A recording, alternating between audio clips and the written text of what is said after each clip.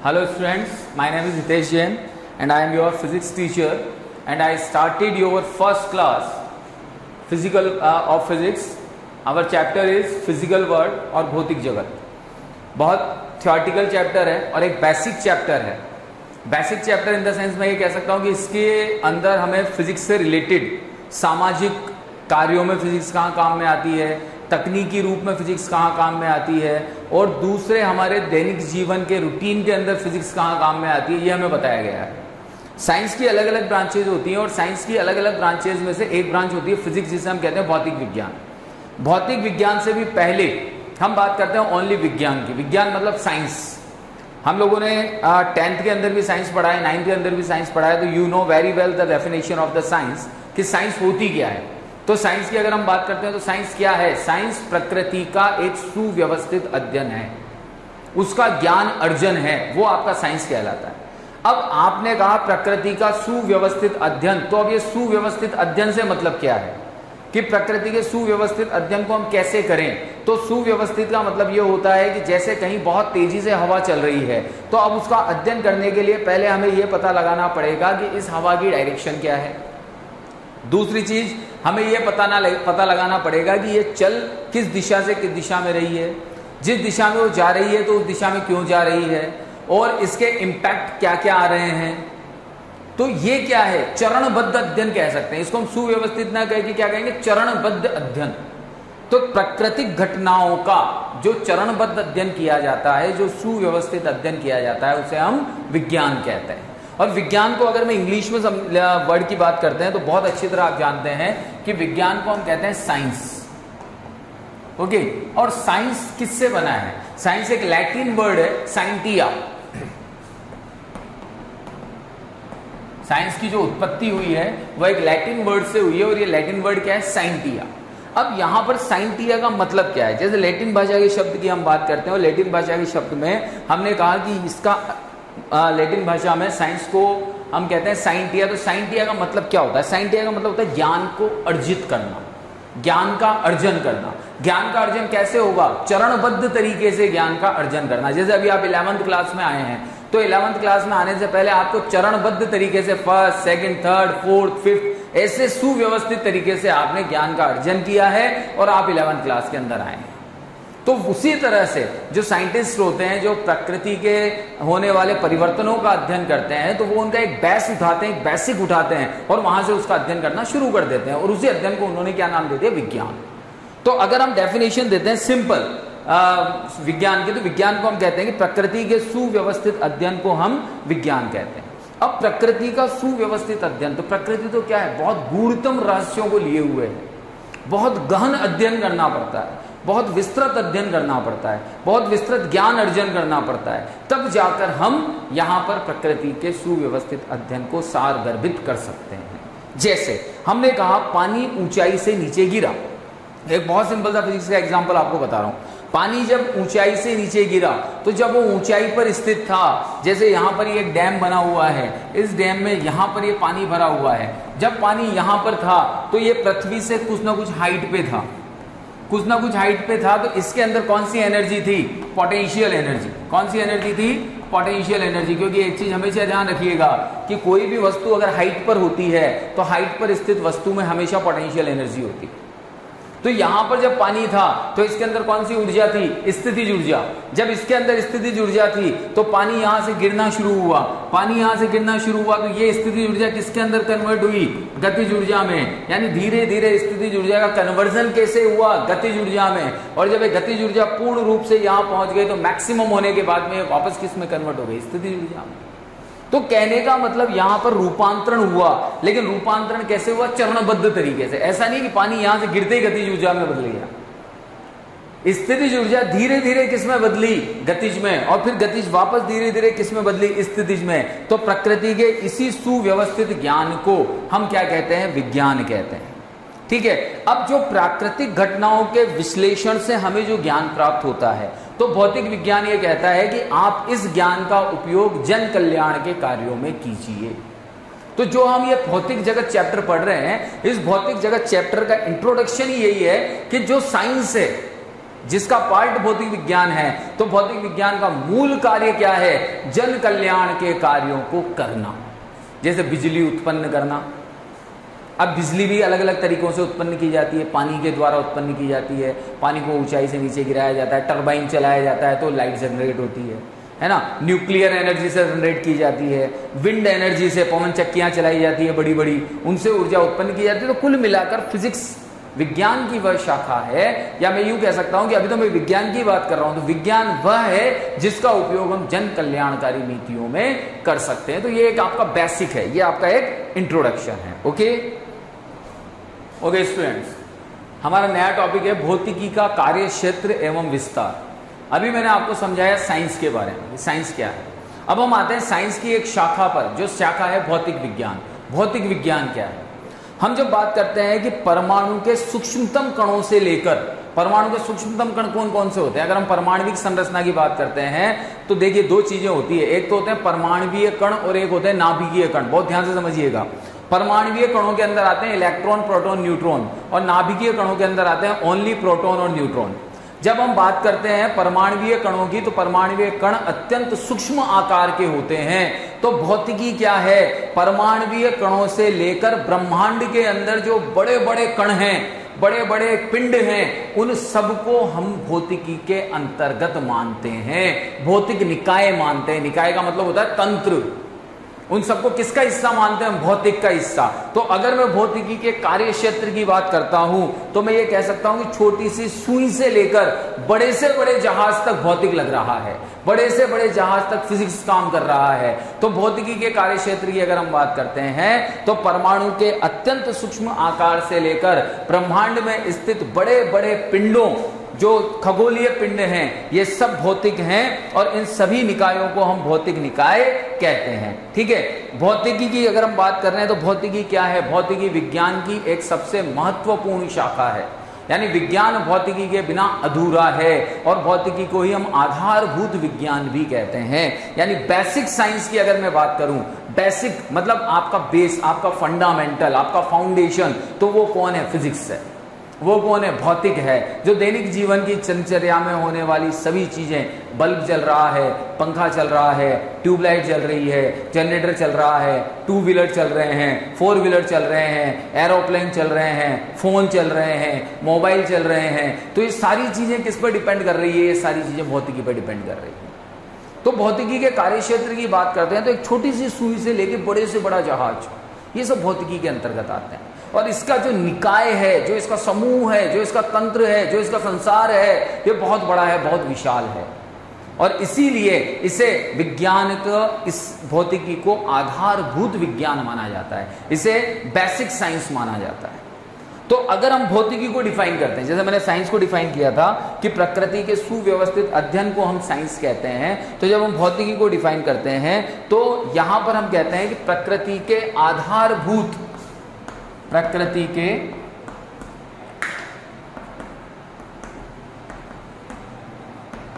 आधारभूत नियमों।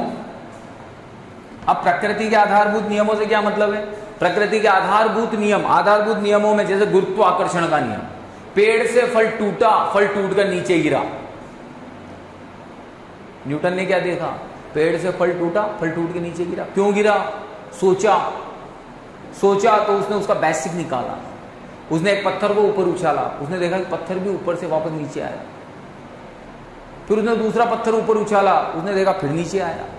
तो इसका मतलब कोई ना कोई शक्ति तो है जो वस्तुओं को नीचे की ओर खींच रही है, और उस शक्ति का स्रोत ढूंढते ढूंढते उसने किसकी खोज कर दी, गुरुत्वाकर्षण। तो हम यहां पर बात कर रहे हैं भौतिकी की डेफिनेशन की, तो हम कहते हैं प्रकृति के आधारभूत नियम। तो इन आधारभूत नियमों में गुरुत्वाकर्षण नियमों को भी हम काम में ले सकते हैं। तो प्रकृति के आधारभूत नियमों का अध्ययन, जनरली अगर हम कहें यहां पर कि प्रकृति के आधारभूत नियमों का अध्ययन या फिर प्राकृतिक घटनाओं का अध्ययन,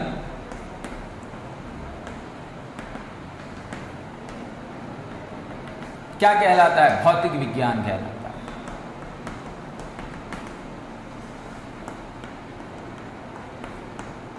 प्राकृतिक घटनाएं, बरसात का होना, आंधी तूफान का आना, बिजली का चमकना, ये सब क्या? भूकंप का आना, ये सब क्या? प्राकृतिक घटनाएं हैं। इन घटनाओं का अध्ययन हम जिस शाखा के अंतर्गत करते हैं उस शाखा को हम भौतिक विज्ञान कहते हैं। तो भौतिक विज्ञान का कार्यक्षेत्र और विस्तार के अंतर्गत हम सिर्फ इतना सा ही कहेंगे कि भौतिक विज्ञान के कार्यक्षेत्र की हम बात करते हैं तो परमाणु के सूक्ष्मतम से सूक्ष्म कण से लेकर खगोल ब्रह्मांड के बड़े बड़े खगोल पिंडों तक भौतिकी ही भौतिकी है। ये सभी भौतिक निकाय हैं और इसीलिए इसे बेसिक साइंस का एक इंपॉर्टेंट पार्ट माना जाता है। ओके बेटा, अब इसके बाद हम बात करते हैं भौतिक विज्ञान के विस्तार की। ओके, अब हम इस बात करते हैं, भौतिकी का कार्यक्षेत्र हो चुका, अब भौतिकी के विस्तार की हम बात करते हैं।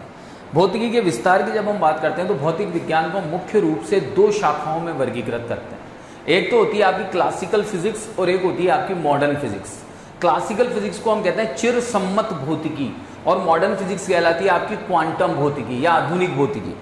क्लासिकल फिजिक्स क्या होती है, चिर सम्मत भौतिकी क्या होती है? 90s से पहले की जितनी भी फिजिक्स थी, 1900 से पहले की जितनी भी फिजिक्स थी, वो चिर सम्मत भौतिकी का पार्ट है, वो चिर सम्मत भौतिकी के भाग हैं।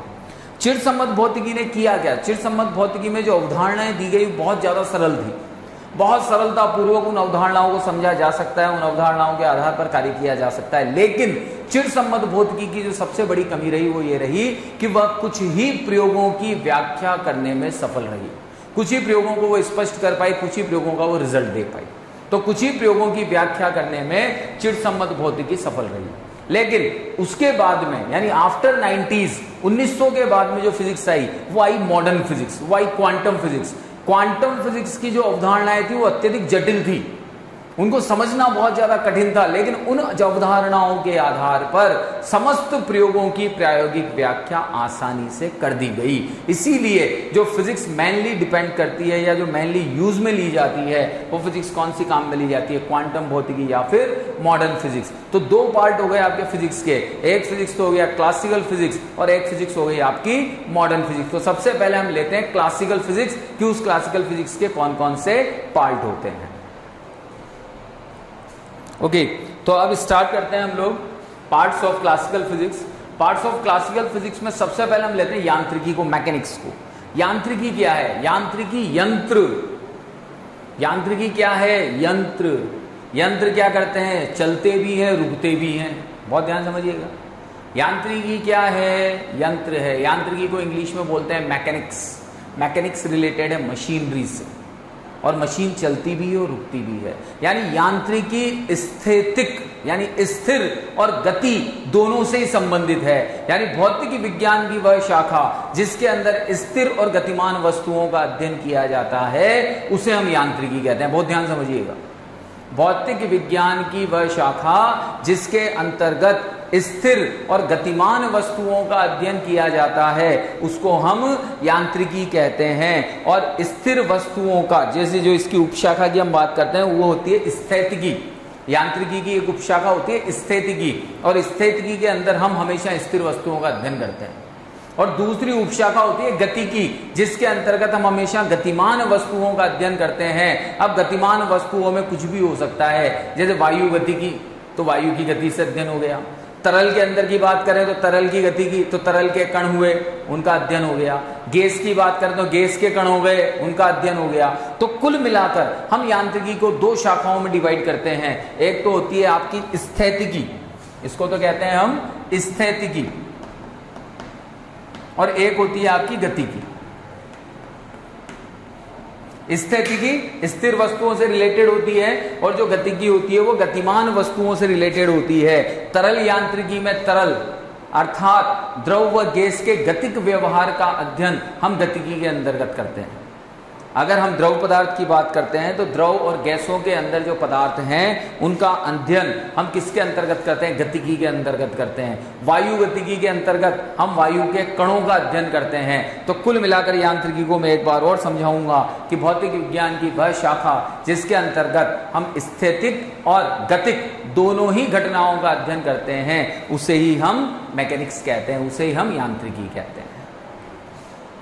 ओके, तो अब सेकंड जो ब्रांच आती है आपकी चिरसम्मत भौतिकी की, वो है उष्मा गतिकी। उष्मा गतिकी को क्या कहते हैं हम? थर्मोडायनामिक्स। थर्मोडायनामिक्स,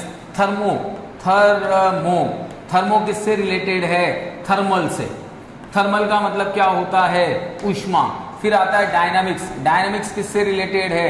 गति से। यानी उष्मा गतिकी भौतिक विज्ञान की वह शाखा है जिसके अंतर्गत हम उष्मा की गति का अध्ययन करते हैं। बहुत एक सिंपल सा एग्जांपल देता हूं आप लोगों को कि एक चम्मच हम लेते हैं, उस चम्मच को एक कढ़ाई है, वो कढ़ाई गैस पे रखी हुई है, गर्म हो रही है, और उस चम्मच को हमने गैस उस कढ़ाई के अंदर रख दिया। आप क्या देखेंगे?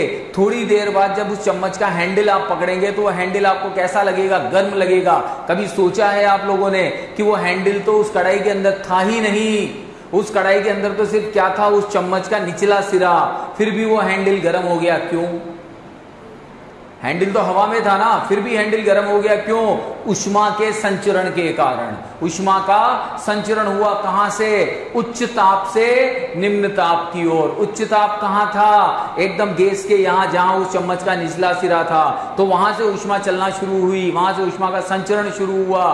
किधर की ओर? ठंडे भाग की ओर, और धीरे धीरे उसने पूरे हैंडल को गर्म कर दिया। तो उष्मा गतिकी क्या होती है? उष्मा गतिकी एक तरह से उष्मा की गति है। और उष्मा की गति क्या है? कि भौतिक विज्ञान की वह शाखा जिसके अंतर्गत हम उष्मा संचरण का अध्ययन करते हैं, उष्मा की गति का अध्ययन करते हैं, उसे हम उष्मा गतिकी कहते हैं। और इसके साथ साथ हम इस चीज का भी ध्यान रखते हैं या इस चीज का भी अध्ययन करते हैं कि उस उष्मा गतिकी का उपयोग हम कैसे यांत्रिकी में कर सकें, कैसे हम उसे यांत्रिकी में परिवर्तित कर सकें। जैसे भाप का इंजन, जेम्स वॉट ने भाप के इंजन का आविष्कार किया था। उसने क्या किया? उसने भाप से यांत्रिक ऊर्जा बनाई, स्टीम से यांत्रिक ऊर्जा बनाई।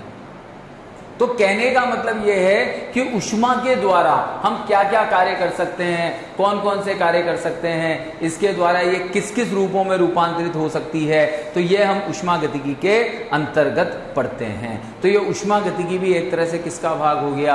आपकी चिरसम्मत भौतिकी का भाग हो गया। इसके बाद में जो इसका तीसरा पार्ट आता है वो आता है चिरसम्मत तरंग यांत्रिकी, जो हम देखते हैं अभी।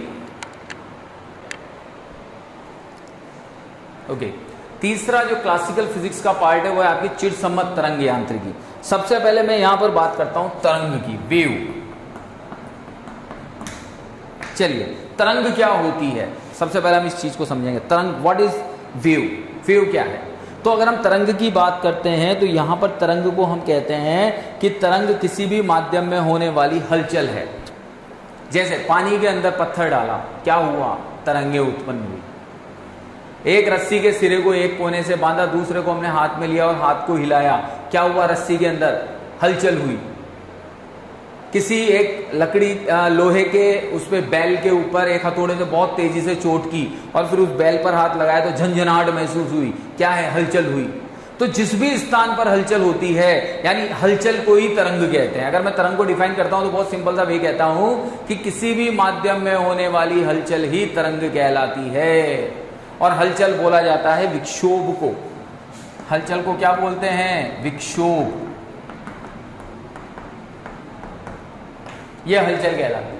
तो यहां पर जब हम हलचल की बात करते हैं या विद्युत तरंग यांत्रिकी की बात करते हैं तो तरंग भी क्या है? एक ऊर्जा संचरण की विधि है। ऊर्जा को संचरित करती है, एक स्थान से दूसरे स्थान तक ले जाती है। जैसे समुद्र की लहरें, समुद्र की लहर जब एक स्थान से दूसरे स्थान तक आती है, सी वेव्स आती हैं, तो अपने साथ साथ अत्यधिक मात्रा में ऊर्जा लाती है।